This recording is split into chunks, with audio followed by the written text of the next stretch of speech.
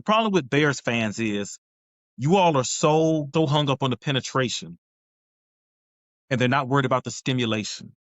That back four is the stimulation. Let me tell you something. The defense is like a woman's body. You can't just penetrate and get the results you want. Preach. Okay? Dennis Allen understands it. I would say our defensive coordinator and our front office understands that. We're treating this defense like a woman's body. You know, sometimes you got to start at the back and work your way to the front, or you got to start at the top and work your way. You know, we all want to get to the same place eventually, but sometimes when you get there, it's not about how you get in there, it's how you start.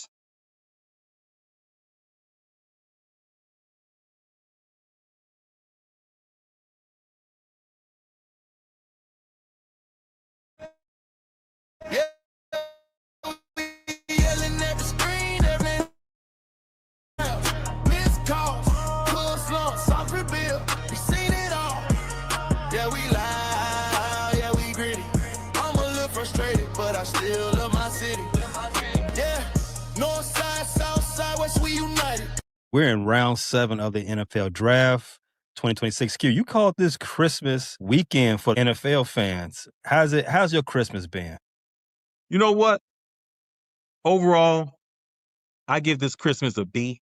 I might not have got all the toys I wanted, but I got enough that's gonna keep me stimulated and keep me intrigued, at least for the next couple months. That's all you can ask. That's not bad. And I will say, one of the best toys on my wish list, which I didn't even have on my wish list, I ended up getting. So I had a nice surprise in the first round. The first gift I opened was something I didn't even expect. So I'm pretty much a happy kid. I'm happy to hear that, because for the most part, Chicago was like draft day.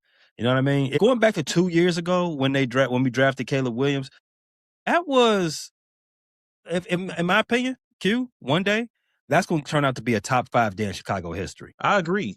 And if Rome can stay healthy and start fulfilling its potential, it's going to be a legendary draft. I think if Caleb Williams continues on this trajectory, regardless, it's a legendary draft, because there's no more important position in the NFL than quarterback. So I'm certain that the Bears are putting together a good enough roster that in the years to come, the Caleb Williams draft, the 2024 number 1 pick, is going to go down as one of the biggest days in Chicago history. Not just Chicago Bears, not just Chicago sports, Chicago history. In fact, Q, I got a top 5 list. Top 5 list of best days in Chicago history. I got 2 outsides looking in.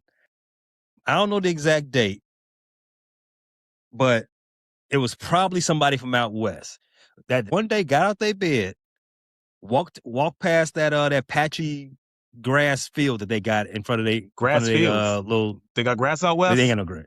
They ain't got no grass out west. Yeah, they went to the gas station, got some Doritos, and decided, I'm gonna put some meat and cheese on this. That's a top 10 day in Chicago history. I don't know what day it happened, but I know it happened probably late 90s, early 2000s. It's a top day in Chicago history. Number 6, Chicago Cubs winning the World Series. I agree with that. And I'm specifically talking about 2016. I'm not talking about the other 2 that happened in that happened in 1908 and 1906. I'm not talking about those. 16, top 5. November 1972, Sears Tower named the tallest building in the world. Number 4, April 29th, 1983. Q, what happened that day? April 29th, 1983. I wasn't even alive then. How you asking me about stuff before I was even born? Chicago. That's the day Harold Washington was inaugurated. Won the mayoral election. Okay. Long live Harold Washington. That's the greatest mayor in Chicago history. Easily. Hands down. No disrespect to Lori Lightfoot. Number 3. I don't know what day it happened, but it was in 1950. Harold P. and his wife opened the first Harold's Chicken. I was going to say, Harold's better be on the list. It's got to be on the list. And ever since then, Chicagoans, their hearts have been pumping mild sauce instead of blood. Pioneers. Number 2, I think it was February 5th, 1986, Bears win the Super Bowl. Now, I know that one. Now, I know you're thinking, what could be number 1? If the Bears Super Bowl is number 2, what could be number 1? Whatever day Michael Jordan was drafted in 1985. Ooh, that's an OLIQ. he ain't been back ever since '98. He ain't been back. Don't So matter. He had left to a come down nice the little list. impact. He did. But this day cannot be forgotten. On July 7th, 2017, I walked in the home of the Hoagie, made my order, and I got my order in 10 minutes and walked out. You got out in 10 minutes. 10 minutes. I think you're going to tell me the earth is flat after that, because there's no way you got out in 10 minutes after you ordered. That's why I It's a needed you to historic. repeat That's that, because exactly. you're lying. I could tell what administration you support now. It's Now, I'm gonna history. need video footage of that. If we were still doing recording everything back then, I would have definitely recorded that because that's history. Top 5 day in Chicago history. But I've been reading online, and there are mixed feelings about the Bears draft. I know there's been our co-host has had some mixed feelings about the Bears' first few picks. But before we get into the Bears and how they've done, were there any surprises you had Thursday night watching the draft? I didn't see Dylan Thieneman last into pick number 25. I really felt like he would be gone in that 13 to teen range. I was sure he wasn't getting past Minnesota. I mean, he was mocked there for a reason. He looked like a replacement for Harrison Smith, and even more important, because he's a little different than Harrison Smith. He's got more range, more man coverage ability. He's not quite the thumper. Harrison Smith is almost like a fourth linebacker. Thieneman can play in the box, but I wouldn't mistake him for linebacker. He's just a great playmaker, and I figured you being in the NFC North and every quarterback being better than you and everybody's pass offense being better than you, you're going to deal with Caleb Williams. You're going to deal with Jordan Love. You're going to deal with Jared Goff. And you're going to deal with Jameson Williams and Amon-Ra St. Brown and Christian Watkins, Tucker Kraft, and Colston Loveland. I would think that getting a safety would be very, very important, especially one with the skills of Dylan Thieneman. So that was my shocker that Dylan Thieneman lasted to 25 before his slide ended. I was also very surprised that the Rams took Tyler Simpson. That was a shocker to me. I spoke about him previously. I didn't have him very highly graded. I did not have Simpson highly graded. I had Mendoza as head and shoulders above him. And I know Mendoza went number 1, but the fact that Simpson, what was he, 12 or 13, I believe. 16. And a lot has been made about Sean McVay's reaction. He didn't seem overly enthused to land Tyler Simpson, and I share that. I wouldn't have been enthusiastic to land Tyler Simpson either, especially not at pick 13. I think he does have a good arm. I just think there's a lot of mechanical issues and breakdowns. I didn't like the way he performed in some of the big games that Bama played. That is my biggest indicator about a college quarterback. How do you perform against elite level competition? I just wasn't a huge fan of Tyler Simpson. It was really weird when they were introducing Ty Simpson. And John McVay, like you said, he did not look like he looked like he was just along for the ride. But minor point on that. At some point, I mean, it's a smart move. It's a smart move to bring in somebody who's like that, who's actually got, I guess, a top 60 grade, you know what I'm saying, for a quarterback. And because the Matt Stafford thing is going to end at some point. So you can at least get him in there where there's no pressure. You can learn from the McVay school of quarterbacks. It's done a lot for a lot of other quarterbacks. So it's a smart move on their part. Maybe McVay didn't really like that pick because maybe he wants to, somebody who can help them now. But for the organization, I understand it. I understand it a lot. It's a heady play. How do you feel about Ty Simpson as a quarterback, though? I'm not impressed. No, I'm not. I wouldn't, and this is where I do agree with McVay. I wouldn't prefer using a number 1, a first round pick on a guy that I know I can't play first year. Or I know I can't play probably within the next 2 years. So he's a project. I've said it before in our previous episodes when we're covering draft. I don't want projects in the first round. But the Rams are not, not a team who they're a team they can handle projects. You know what I'm saying? They're already built to compete. They are. They don't really have any weaknesses. I mean, every team can use upgrades, but they don't really have any weaknesses. They filled their holes in the secondary. They have a good front seven. I don't think they have a great offensive line, but it's above average. I agree. But my biggest surprise from Thursday night, and you can say this for the whole draft, and I probably shouldn't be surprised about this, but I was shocked that Jerome Bettis was out there selecting for the Pittsburgh Steelers in the first round. I just knew it was going to be Aaron Rodgers. I assumed that this whole little bullshit they've been doing all offseason was just a rollout, but have him to come out there at the draft that's being hosted in Pittsburgh and say, hey, I'm back. Everybody, kiss my feet, do the whole Aaron Rodgers thing. And he wasn't there. See, and this is why I say this is more on me. I should not be shocked because I know Aaron Rodgers is a piece of shit. Yes. Know this. I should not be shocked that, they're not even together. Pittsburgh's waiting on him. I'm assuming he's going to play football and assuming he's only going to play football in one place, and that's Pittsburgh. I don't know. Pittsburgh's not my thing. I have no real opinions about how they doing their quarterback search, but I'm going to just blame Aaron Rodgers. Full of shit. How are our boys at the Pittsburgh Steelers Network doing? How are they feeling? Hey, I haven't checked on them in a while. They're probably glazing this fourth straight tackle that they drafted in the first round, but topic for another show. I know they're excited about Michael Pittman and DK Metcalf. Yeah, but who's going to throw them the ball? You said what? Who's throwing them the ball, though? I mean, even whoever's throwing the ball, you got a lot of skill overlap in those two guys. I mean, who's lining up in the slot? Who's going to take the top off the defense? I'm sure they'll figure it out. They'll stumble their way into 10 wins and a first round exit once again. But anyway, Daniel Thieneman, Q. I agree. There was no way. He was one of the guys that I did like coming into the draft. I'm like, okay, he's a guy that the Bears can use day one. He's got elite attributes. He's got, if we want to take this past sports, if you go to politics, the white man has been having a resurgence the last, 10 years or so? The white man has been winning the last few years. Yes. So it would not have shocked me that this would be a good pick for the Bears. Now, did I think he was going to last 25? No. I felt like if the Bears were going to get him, they would have to trade up for him, and I was not keen on trading up on anybody in this draft. Like, you get best player available at 25. You could have sold me on trading up for Ruben Bain only because of the slide and the importance of having an edge rusher. But, yeah, no, you're right. There was nobody that was worth trading up unless you were going to get a discount on trading up. Like, I didn't want to trade next year's first. I didn't want to part with one of my second rounders.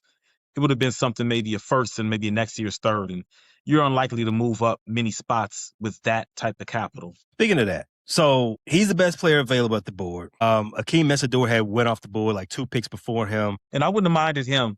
I know there's a big to do about his age, but I feel like the Bears are in win now mode. So I could have lived with Akeem Mesidor at 25. With the way the draft board was falling, I could have lived with that.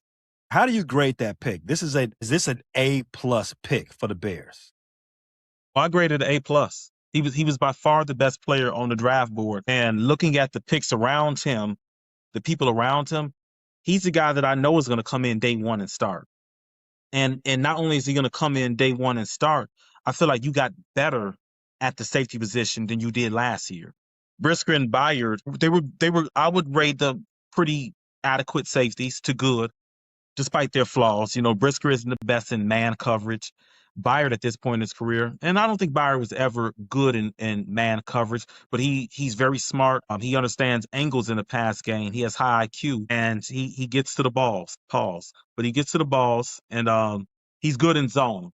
I think with Thieneman and Kobe Bryant, they can do everything Brisker and Byard did, but they can do things Brisker and Byard couldn't do, and I think that's most important. So when you pair Thieneman with Kobe Bryant, you're going to eliminate some of those things that plagued us last year, where San Francisco and Green Bay were kind of isolating our safeties and kind of taking advantage of us. Kobe Bryant and Thieneman aren't just two fast guys. I want Bears fans to understand. They're not just two fast guys, but they're guys with versatility. Kobe Bryant was a cornerback in college. He converted to safety, and he was a good enough cornerback in college that he was drafted to be a cornerback in the NFL. He retains those skills. Thieneman is a safety, but Thieneman is able to drop down into the box. He can cover a slot receiver. He can cover a real receiver. He has fluid hips. He's clean in and out, swiveling his hips. He's not clunky in coverage. This is the guy with attributes of a corner, size of a safety, and play safety. So I think you drafting Thieneman, you give a lot of versatility to that defense. And one thing we know about Dennis Allen, he loves versatility in his guys, especially in the secondary. To your point, you can't disguise a lot of coverage what you got going on with Brisker and Byard. You know Brisker can't is better in the box. You know he's not going to really cover anybody like that. And if he is, you know you got barbecue chicken. And Byard, you know he's not coming down in the box. If you see him in the box, you know he's dropping out. So it's no real disguises. You know, you take away the element of surprise of what you do pre-snap. You're already playing a man down per se. In your defensive calls. And now with Thieneman and now with Kobe Bryant, you got the element of surprise. So yeah, I agree. This is an A+ draft pick. The Bears lucked up to a gift on Thursday night. We all could take that pick and took ourselves in real good Thursday night. Now, there were some Bears fans who were saying, wait a second, wait 1 minute, Ryan Poles, Ben Johnson. Where is the edge rusher? Q, we already said best player available is Daniel Thieneman. Should they have traded back, or should they just say F best player available and got an edge rusher no matter what? So I alluded to this in previous talks. I'm looking at the draft board, and with the Bears picked at 25, the only other first round edge rusher, and I didn't really have a first round grade on him, was Keldric Faulk. I think Keldric Faulk, and I alluded to this in my segment a few days ago. With edge rusher, you got to stop falling in love with what these guys do at the combine, because you're not running 40 yards on the field. You're not jumping to get to the quarterback. You're not bench pressing to get to the quarterback. Sure, if you can combine a great combine with the production, I'm all for it. I think Keldric Faulk had 6 sacks the last 2 years at Auburn. I think he had 2.5 last year. He looks the part. But this was the thing where I warned people about with Shamar Stewart last year, who culminated in 1 sack, and Tyree Wilson 2 years ago. We got to stop falling in love with how these edge rushers are built. We got to look at their film. We got to look at their plans, their pass rush plans, their pass rush ability. And what's very important is your agility and your counterattack moves. Some of these things with edge rusher are innate. I don't know when NFL scouts are going to realize this, but it doesn't work out often when you take the project with great athleticism and try to make him an edge rusher. Some of the edge rushing ability is innate. So looking around and saying best player available and take it, you might not get a guy that's going to beat out Austin Booker. So what good is it if you draft Keldric Faulk and he can't beat out Booker or Montez Sweat? And I'm going to be honest with you. Looking at the film, he's not a better pass rusher than Austin Booker right now. A lot will have to change between today and training camp for Keldric Faulk to upgrade your pass rush instead of Austin Booker. Now, what he can do, he's a little bit stronger and a physical guy than Austin Booker. I think he might hold up against the run a little better right now than Austin Booker, but that's not what you take a guy at 25 for. The problem with Bears fans is you all are so hung up on the penetration, and they're not worried about the stimulation. At back 4 is the stimulation. Let me tell you something. The defense is like a woman's body. You can't just penetrate and get the results you want. Preach. Okay? Dennis Allen understands it. I would say our defensive coordinator and our front office understands that. We're treating this defense like a woman's body. You know, sometimes you got to start at the back and work your way to the front, or you got to start at the top and work your way. You know, we all want to get to the same place eventually, but sometimes when you get there, it's not about how you get in there, it's how you start. And then you can finish up real quickly.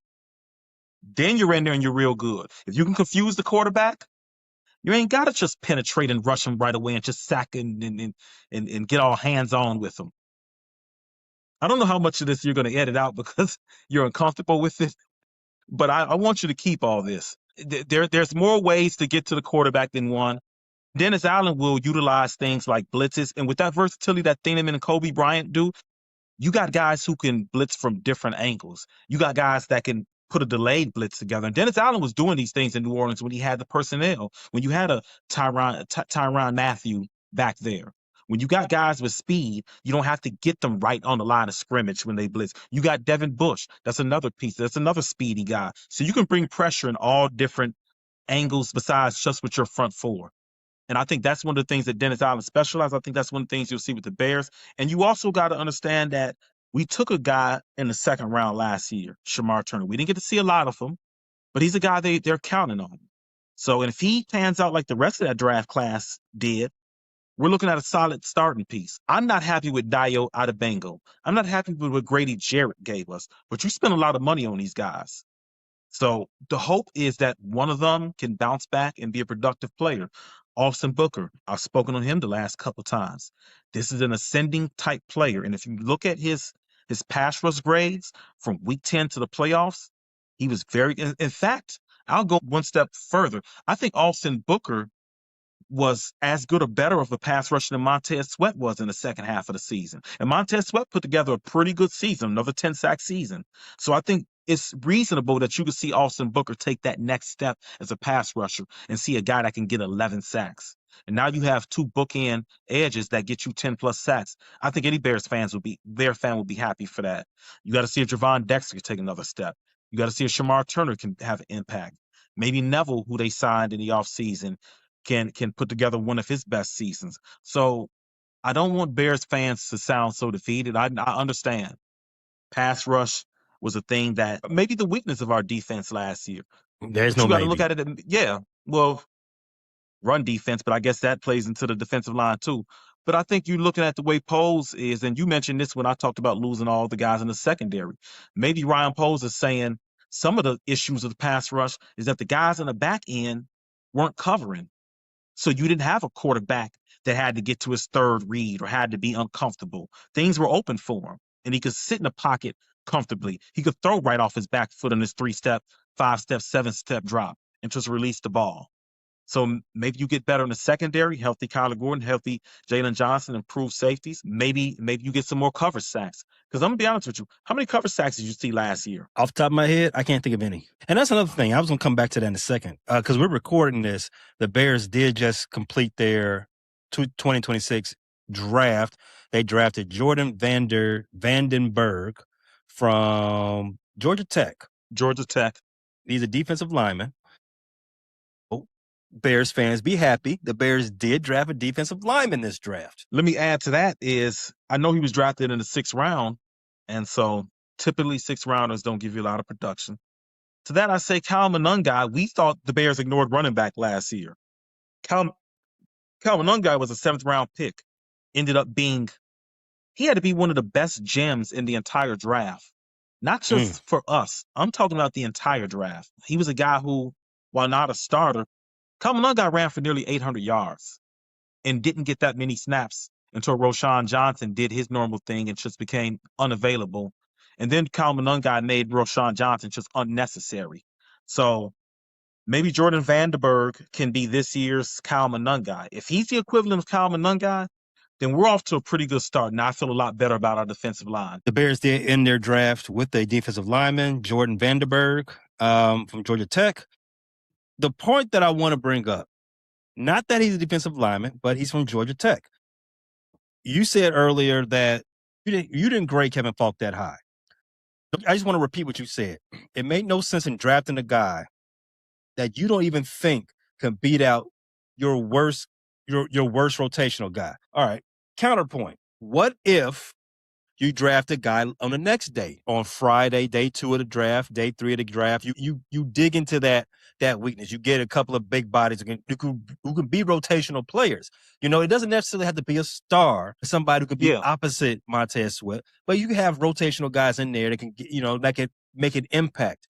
That's a thing, right? So moving on to day 2, the Bears did not draft a defensive lineman at all in day 2. They went center, Logan Jones from the University of Iowa.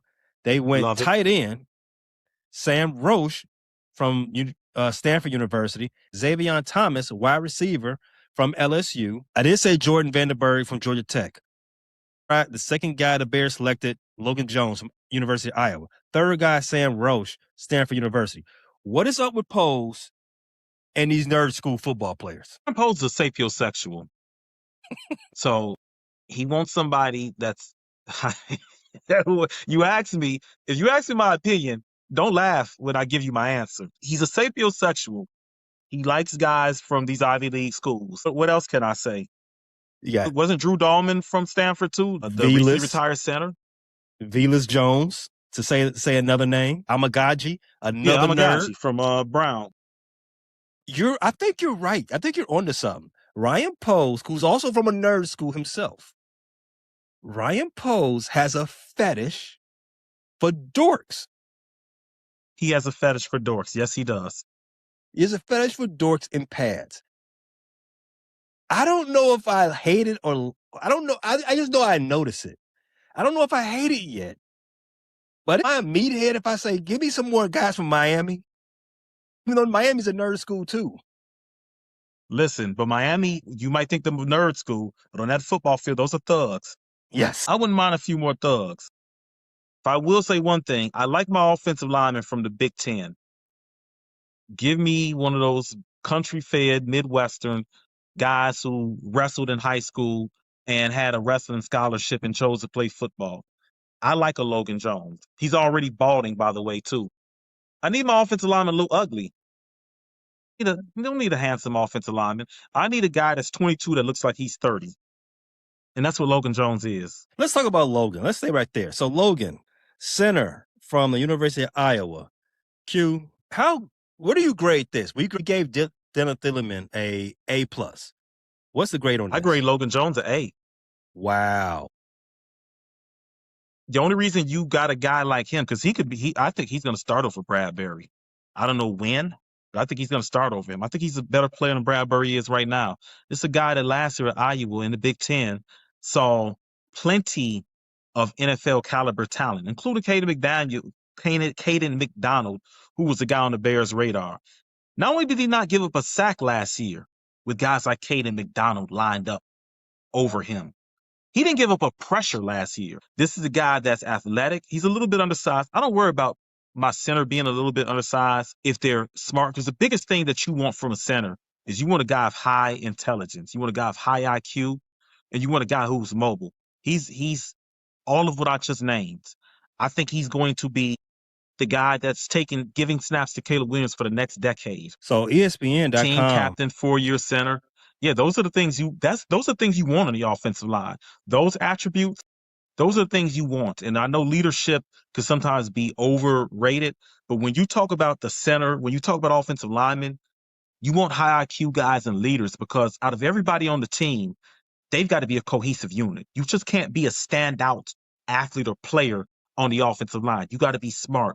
You got to be cohesive. You want to have leadership and communication skills, because you got to be able to see what everybody else sees, most importantly, your quarterback. And you got to be able to communicate that to everybody on the offensive line and your quarterback.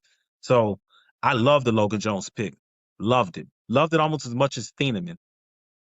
What about anybody that was else on the board at that decision? I really like Jermod McCoy, but I don't know if you're familiar with the issues he has.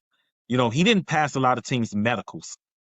I think he's a top 10 talent. He ran a 4.37, even though he missed last season with an ACL.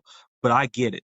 I can't get too mad at the Bears for passing on him, because everybody passed on Jermod McCoy. So I guess I'm guessing those things are an issue. Anybody else on the board that I thought the Bears, I really like Emmanuel McNeil-Warren, but you already took a safety and you signed Kobe Bryant.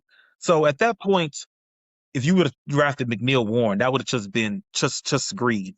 I like Anthony Hill Jr., who went right after. He's a linebacker, but you got TJ Edwards and you got Devin Bush. I don't know how much Anthony Hill Jr. could have figured in to your plans this year. You're not going to be using a lot of 3 linebackers. This 2026 in the NFL. You're playing nickel 70% of the time. You might be in a 4-3, maybe 15 to 20 snaps a game. That's not enough to draft a guy in the second round. Jake Slaughter, he was another nice center, but I prefer Logan Jones. There was really nobody else that I would have said, man, I would have rather had than Logan Jones. Yeah, I don't see anybody. Not at the edge. Denny Denai Sutton from Penn State. He was a guy that intrigued me. A guy that I think has a chance to be a very good rotational player. But I wouldn't take a rotational edge over a center that's going to start for the next 10 years, protecting my most important asset to my team. So no, I have no complaints with what the Bears did in the second round.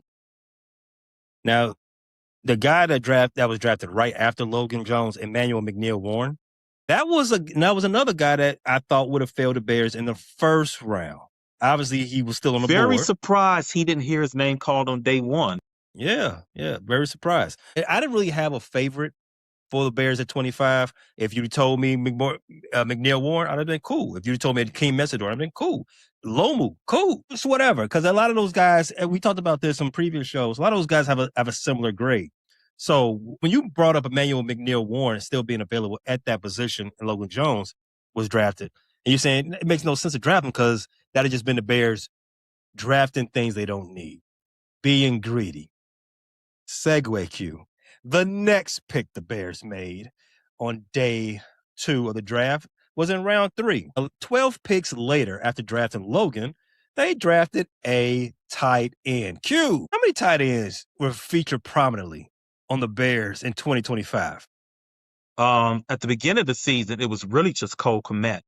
When you got towards the mid-season, you were doing 2 tight ends with Colson Loveland. But what a lot of people don't realize is near the end of the season, the Bears ran a lot of 13 personnel. Nobody ran as much 13 personnel as the Rams. Mm-hmm. But I believe if I go into my advanced analytics and my numbers, the Bears ran 13 personnel, maybe the 3rd or 4th most of any teams in the NFL after week 12. In fact, you saw that a lot in the playoffs. You saw Durham Smith a lot. You saw him make a couple catches. And it was not that Colston or Cole Kmet were injured. They were playing a lot of 3 tight end sets. True. They were injured. I think them being injured is not necessarily the point. I think the injury to Ozzie Trapillo played a lot into that as well, especially in the playoffs. That's a great point. That could be a reason why they went to a lot of 3 tight end sets, a lot of 13 personnel looks. And as you've noted, we probably won't see Ozzie Trapillo this year. Mm-mm. And what we know about Roche is he's a big kid. I don't have the numbers right in front of me, but I believe he's 6'6", 267. Yeah. And a really good blocker, even though he has kind of short arms. Isn't he a really good run blocker and pretty good in pass pro? You know how Bears fans get. We're at a fever pitch. At what point do we get this defensive lineman, this edge rusher? Now, we know Kevin Falk and some of the rest of them that was available at this point are probably not better than what we already have. But any addition is still better than no addition, right, Q? For the most part, yes. Yes, because having said what I said about grading those edge rushers, at the end of the day, if it was just as simple as grades, we wouldn't make a big deal of the NFL draft. It would be an exact science. And we wouldn't need the later rounds, or they wouldn't be as intricate with teams trading up and trading down, because we would know. So yes, at a certain point, you should take a guy who probably is maybe not highly graded or splitting hairs, maybe not better than your best player available, but still fits a need. At a certain point of the draft, you do have to start looking need. And I'm a best player available guy. I am best player available. But when you get to the 3rd and 4th rounds, the argument is maybe sometimes you feel needs there. I know a lot of people will feel in the first round you feel needs. I don't like to do that with my first round pick. I need to get a player. I need to get a playmaker. I feel like in your first round, you should be shooting for a guy that can get to the second contract with you and be a star. And no question asked, a starter. So I definitely like BPA in round 1. Unless, of course, you got a quarterback. You can't do BPA when you already got a stud at quarterback because you can't play 2 quarterbacks.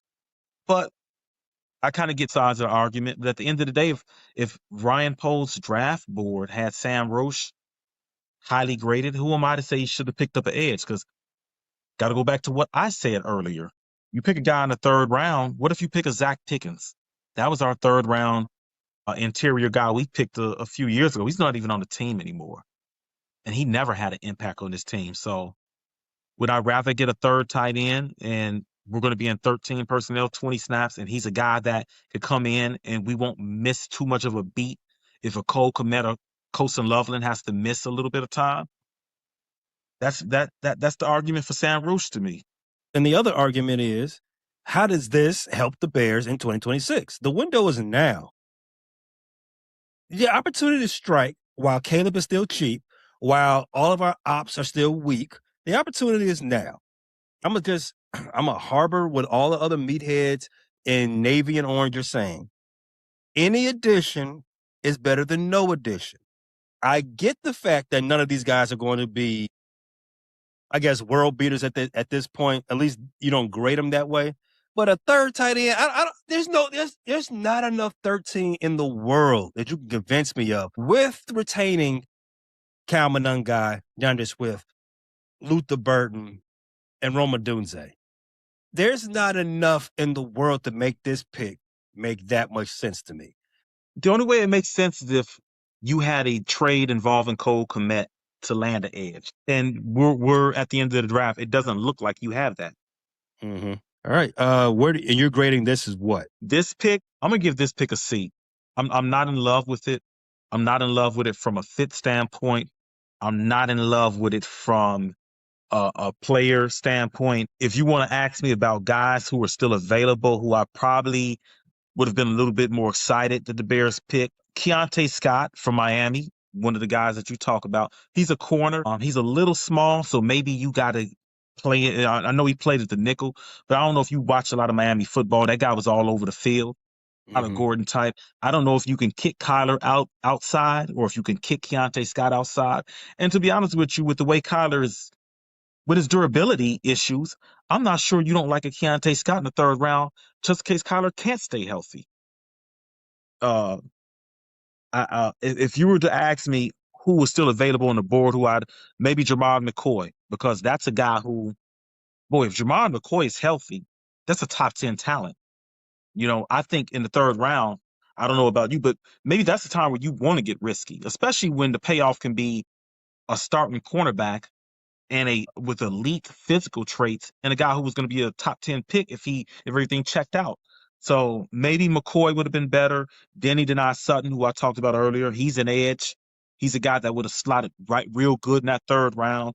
So those are just a few of the names I can think of. Maybe even a Mike Washington, running back from Arkansas. He's a guy he had a killer workout. I think he ran, what did he run in the 4.3s? Yeah. The running back from Arkansas. Yeah. He ended up going in the fourth round. So I think there were guys at that point where, yeah, I could see Bears fans' complaints. There were guys that I say, yeah, I'm scrolling through the list. Not too many names pop out, but those names certainly pop out, which I think you could have picked. Chris Bell from Louisville. I know you aren't excited about them taking receivers, but he was a guy that was available. Speaking of receivers, Chris Brazell III from Tennessee. These are guys, Zachariah Branch. These are guys that had a name and were guys who were bantied about as possible second round into first round guys, especially Zachariah Branch, who slipped into the third round. So I don't think receiver was the biggest need, but you did just lose DJ Moore. And Zachariah Branch is the guy with some athleticism, a little bit undersized, but yeah, at that point, I could see where Bears fans have a complaint because you're talking about a third tight end. There were definitely guys. Oh, Malachi Fields. He was a guy covered in the Senior Bowl. Big guy, big frame, possession receiver, could be used in a red zone. He was the guy that went a few picks after the Bears took Roche. The next guy the Bears took. Before we go on to the next picks, the Bears pick of Sam Roche, Athletic is grading it as a C, ESPN is graded as a C, and CBS Sports is grading it as an A. I think CBS Sports is terrible, but an A. They graded it as A? An A. I think they're terrible, but, to each his own. Moving on. Q, while we talked about the Bears being gluttonous and drafting players they absolutely do not need and absolutely have really no plans for, at least makes no sense they would have an idea to play for, we have their pick in the late third round. The last pick they made on day 2, pick number 89, Xavier Thomas, wide receiver from LSU, 5'10", 192 pounds. Q, you've been very, very complimentary of the draft so far. Is that going to stay with this pick? I'll be honest with you. That pick is a certified head scratcher. He was a guy that pre-draft, even when we got near the draft, nobody had him graded as a top 90 player. And you took him at 89. And there was still a lot of meat left on the bone. There was still a lot of meat left on the bone at that pick. No, I can't be complimentary. I will say this, though. I didn't understand the Colson Loveland pick last year. And, man, that pick is an A+ right now. That's an A+. Yeah, I don't get this one. I'm going to extend grace because under Ben Johnson, we got 12 wins, including the playoffs. So I'm going to give a little grace to this one, but no, I don't have anything complimentary to say about it other than that Xavion gives the Bears kind of what's the element that I think the element they could use. I won't say completely missing because Luther Burden and Rome Odunze they're not slow guys at all. Burden is a 4.4 guy. Rome ran a 4.3.5, I think. Rome doesn't really play at a 4.3.5, but that's what he ran. That's what his tape is. That's his official measure, but he doesn't play that fast on tape. But we have decent speed. When you got Xavion out there, you're a really athletic team. You are a team that really puts a lot of pressure on the defensive secondary, a guy running 4.28. If he could play football. Because now you're lining up a 4.28 guy, a 4.3 guy, a 4.4 guy, and you got Colson Loveland, who's probably a 4.5, 4.6 guy, and an athletic route runner tight end. Now you can put 4 guys on the field, including DeAndre Swift, who times in the 4.3, 4.4 range. You put a lot of speed on the field at the skill position. And your quarterback is a fast guy. Hit 22 miles an hour a few times. So you do put a lot of speed and athleticism on the field. But my only issue with Xavion Thomas is not the acquisition of the guy. It's where you drafted the guy. I am pretty sure Xavion would have been there in the 4th round. But I'm sure he would have been there in the 5th round. I'm just going to be honest with you. And if you really felt really good about him, take him there. But I'm sure he would have been around in the 5th where you took Keyshawn Elliott. So, yeah, I'm not going to give that one a high grade. ESPN is saying that they had him ranked as a round 7 pick, regardless of his speed. And you did mention that 4.28. That is some elite level speed. That is some track athlete type speed. But are we the Chicago Bears or are we the LA Raiders? I mean, what are we doing here, bro? Yeah, the Raiders were known for doing that, and they still do that, where they get guys who are fast and can't play football. Hopefully this is the fast guy that can do things on the football field. I don't know. There's not a whole lot of production in college, so I'm not sure. The last thing I'm gonna say on this, Xavion Thomas got a C+ from CBS Sports. That was generous, I think. Yeah, because the ESPN gives it an F, and I can't so argue does with the an F. Athletic. I wonder if he got a C just because of how fast his 40 was. I mean, if He's that's got to the be a case, kick returner. He's got. but unless you're Devin Hester, do you take a kick returner 3rd or 2nd rounds? Like when the Bears, we talking about the same franchise that took a punter in the 4th round. I get it. And Devin Hester, even though he was a kick returner, and that was his calling card when the Bears took him out of Miami. I don't know if you remember. He was a corner, but he wasn't an everyday corner for Miami. He was kind of a, sub package guy. I got it then because Devin Hester was extremely productive as a kick returner, even in college, historically productive and dangerous. This guy's been a good kick returner, but he hasn't been, I wouldn't call this guy the best kick returner in college. And I don't think his kick return ability is good enough for you to draft him in the 3rd round.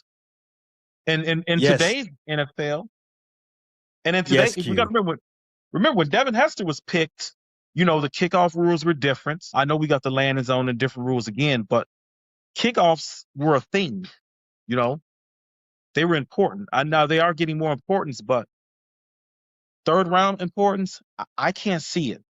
I don't care if he's a kick returner. Unless he's Devin Hester, the only kick returner in the Hall of Famer, he's got to play on the field. He's got to be a receiver that gets 20 to 30 snaps a game and has an impact for that pick to be justified. I agree, Q. Kick returning is overrated. That's not what I said, because I know where you're going. That's what you said. You don't want That's Devin what you Hester. said. You don't want That's what Devin you Hester in said. the Hall of Fame.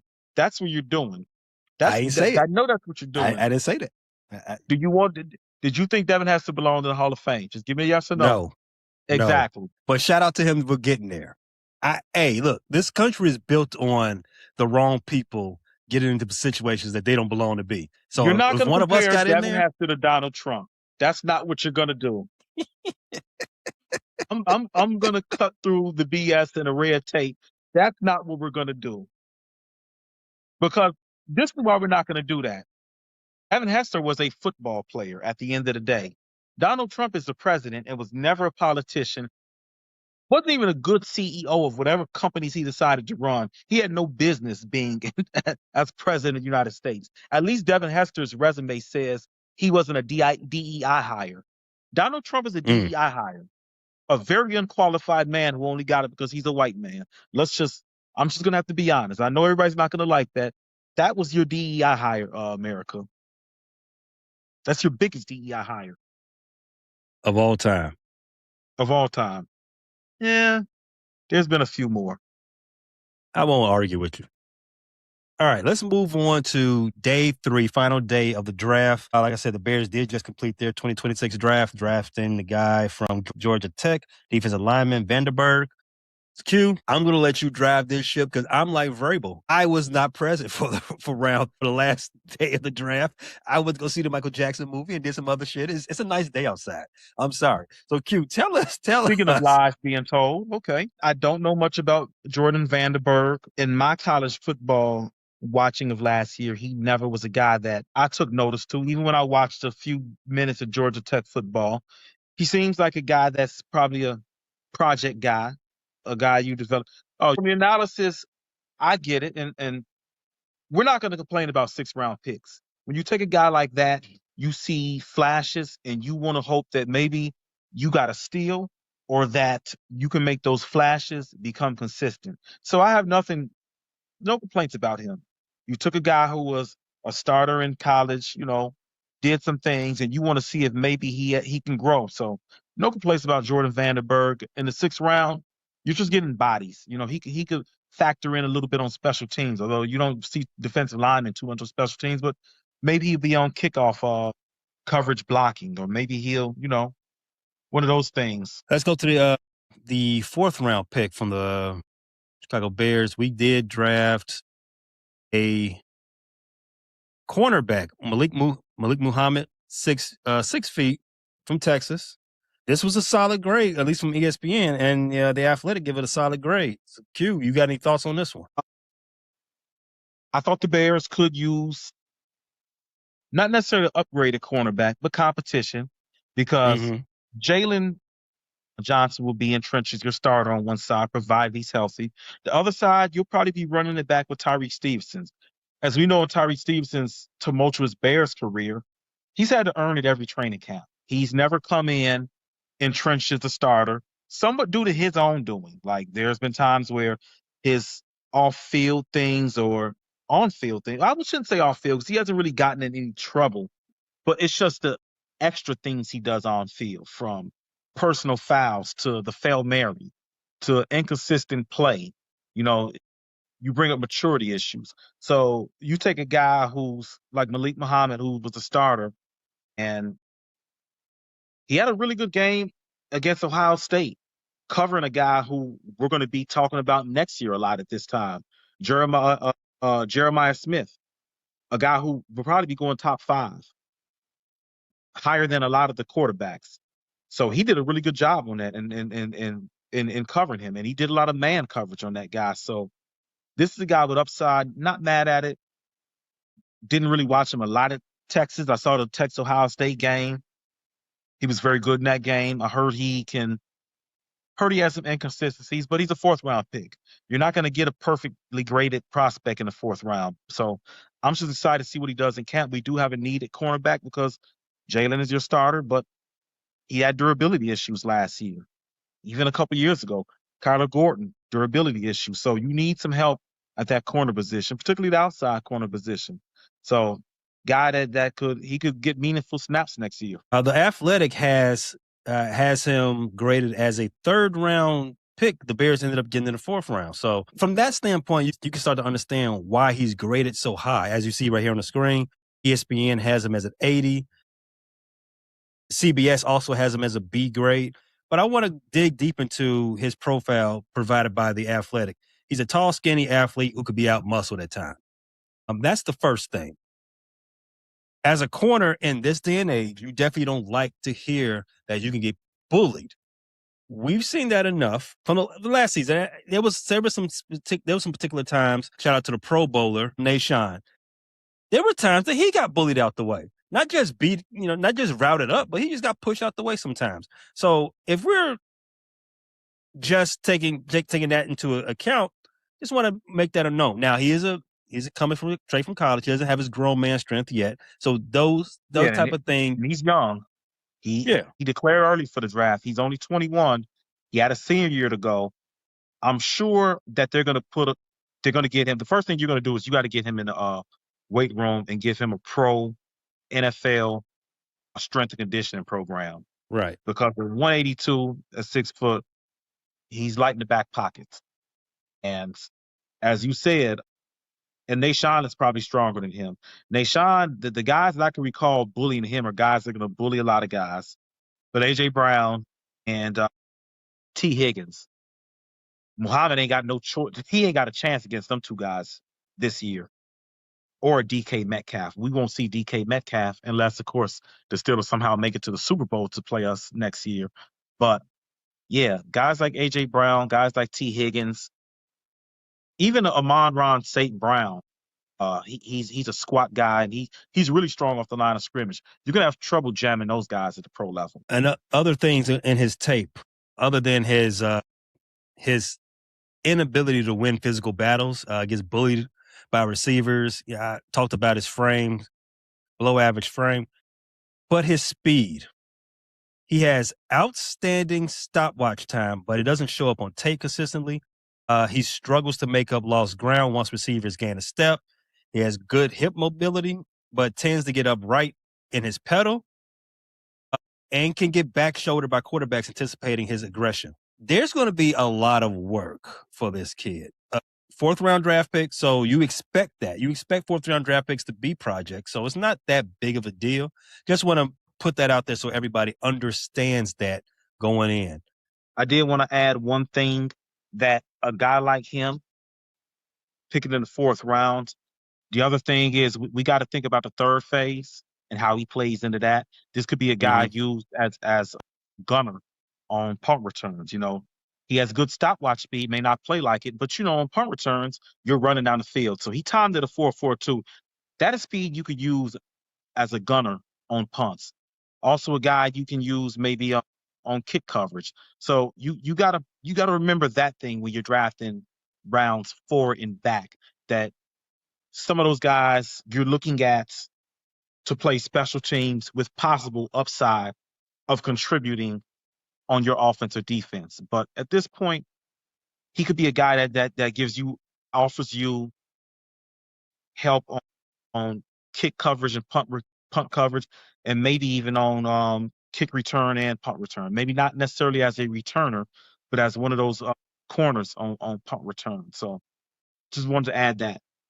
I mean, and I want to move on to the next guy real fast, but to that point, also in his player profile, he does have special teams experience, but is inconsistent with blocking and his jam skills. So project. Probably got to put some weight for those jams. He definitely got to, if he's going to play special teams on that kick coverage and block, you're going to want to see that guy get to 190. At least. Keyshawn Elliott. The Bears drafted him in the 5th round. This is a trade. This is a massive trade the Bears was a part of. He's a linebacker from Arizona State. Shout out to the Sun Devils. Another failing grade from ESPN. Q, what is your thoughts on him? Probably a special teams guy. You lost. Well, you gained Jack Sanborn. Nahshon, actually, even though he was a starter, he played some special teams. You lost Jonathan Owens, and Mhm. Jonathan Owens was a big impact on all 4 phases. Keyshawn Elliott is a guy who's a little bit bigger than Jonathan Owens, but I'm sure when you're looking at him, you're probably looking at a guy that's going to contribute on 4 phases. So I would pass him on to the special teams coach because let's be honest, in the 5th round, you're probably not going to compete for a starting job. And if you're not competing for a starting job, what you need to do to make the team as a 5th round pick? Going to need to play special teams. So Keyshawn, your NFL pathway right now, I know you were linebacker ASU. Maybe you turn out to be Lance Briggs, but your best bet is to get on special teams. Things I read on him are troubling. Little undersized, misses a lot of tackles, get caught in the wash. Yikes. I'm going to read some of his strengths. He has adequate arm length and firm muscle in his upper and lower half. So, I mean, he looks good for a linebacker. He mirrors well at the line with a great feel for sifting and driving, plays with confidence to fly to the football, and they liken him to Fred Warner in that respects. He's an extra coach on the field as well. He communicates calls to all his teammates. He's described as an A+ kid with grown man maturity and grown man strength. So all of these things sound good, but let's talk about those weaknesses. In this day and age, you want to be very twitchy. You want to be an athlete, and they say he is an average athlete, especially in the twitch department. He lacks suddenness, getting off the blocks. Climbers can take him for a ride if they want to. He doesn't always feel blockers in his peripherals, and he gets trapped inside sometimes. So it's kind of talking out of both sides of your mouth, saying that he can he can mirror the line well, but also gets caught in the wash. His over pursuit leads to missed tackles, like you said, and he's pretty limited in coverage and struggles to find the right eye balance. So again, with day 3 guys, you're going to see a lot of this. You're going to see guys with more so projects, guys who's probably may tap out at special teams, but the Bears did have a need for linebacker. So that's the Bears draft, Q. I got 2 questions to close up. One, did the Bears do enough in this draft to 4-peat as the offseason champion? No. We relinquished that. The offseason champion title is the Giants to me. With the Raiders close behind. I like the Raiders draft too. Sidebar: whose draft you like? The Raiders draft? Or some other drafts you like? Anybody in NFC North? Well, the Packers didn't have 1st round picks. I thought the Vikings. Yeah, they do. I thought the Vikings reached pretty bad in the 1st round. I'm not saying Caleb Banks isn't a good player, but man, I think that guy you could have gotten in the 2nd round, or you could have traded back to the end of the 1st round and got him. The Lions, I thought that was solid. Which tackle did they draft? Yeah, they got the lesser of the 2 tackles, to be honest with you. I thought Monroe, that was a guy that if he fell to 25, I would have loved to get him. The kid from Arizona State, which Pittsburgh got, I thought Blake Miller really got him 3rd among the 3 tackles that went in that area in that run. So I don't think he was a bad pick. That's another one. I thought the Vikings and Lions both they shot their load too early. I think they got solid players, but I think those players would have been available later. And I think there was better players on the board for both of those teams to get. I'm not in love with the Lions draft. Let me see what they did later to refresh my memory. Derek Moore, solid. They got Roeder, like you said. He's a local guy. I get that. I like the Bears draft over the Lions draft. Minnesota, they did have 1 pick I liked. Not in love with Caleb Banks in the 1st round. Jake Gaudet, that's an interesting pick at linebacker. I think, man, he really matches what kind of they've had going with these big physical linebackers who can rush the passer and be stout against the run. I like their 2nd round pick. I thought they got good value on the Claiborne kid in the 6th round of running back. He might be able to come in and get a few carries for them. I like the Bears draft over the rest of the NFC North draft. I didn't like what a lot of the teams in the NFC North did. Bear down. Appreciate you tapping into this latest episode from the Frustrated Chicago Sports Fan channel. Don't matter if you was watching on YouTube or listening on Spotify or Apple. Make sure you like, subscribe, share with everybody on the block, and hit the notification bell so you never miss none of our daily drops. And to all the guys from the Chi, we say 3 things: bear down, fly the W, and sell the team, Jerry.